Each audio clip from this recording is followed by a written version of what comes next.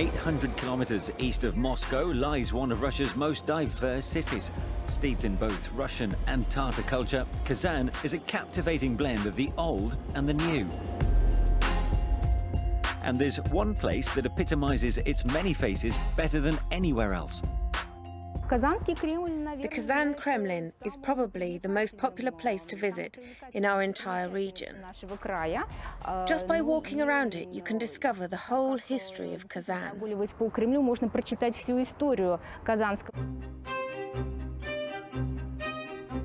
The Kazan Kremlin is the historical, political and cultural center of Tatarstan, a dominant feature of the city's skyline. It was originally built almost 500 years ago.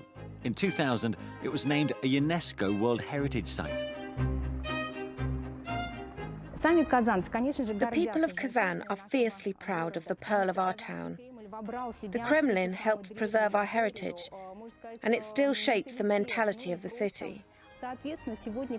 Within its walls, there are many monuments that tell Kazan's history, like stone tablets.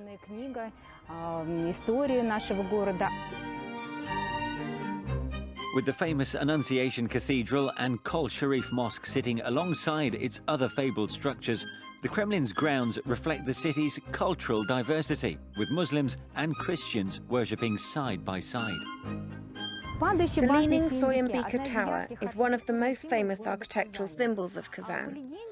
According to legend, the tower was built as a condition of Queen Soyunbika agreeing to marry Ivan the Terrible. In despair, she asked permission to look at her beloved city for the final time and to say goodbye to her people before leaving for Moscow. Giving her final speech, she climbed up to the highest tier and threw herself off, landing on the stones below.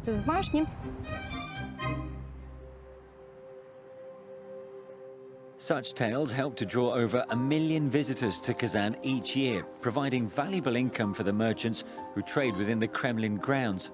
In turn, their traditional wares offer visitors the chance to immerse themselves in the city's rich history.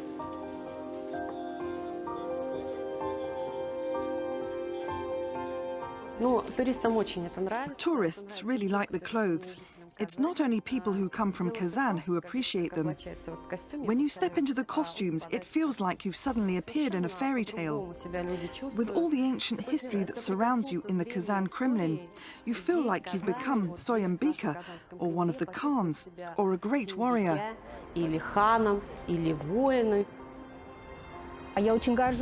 I feel very proud and very lucky to share our fascinating history with the people who come here. It's really pleasing that it's not only Russian tourists that visit the Kremlin, but a lot of foreigners too. That means I can really teach them something new, and I can explain all the events in the history of our region.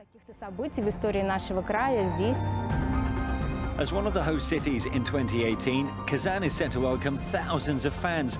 And as the iconic symbol of this city, the Kazan Kremlin will no doubt be high on their itinerary.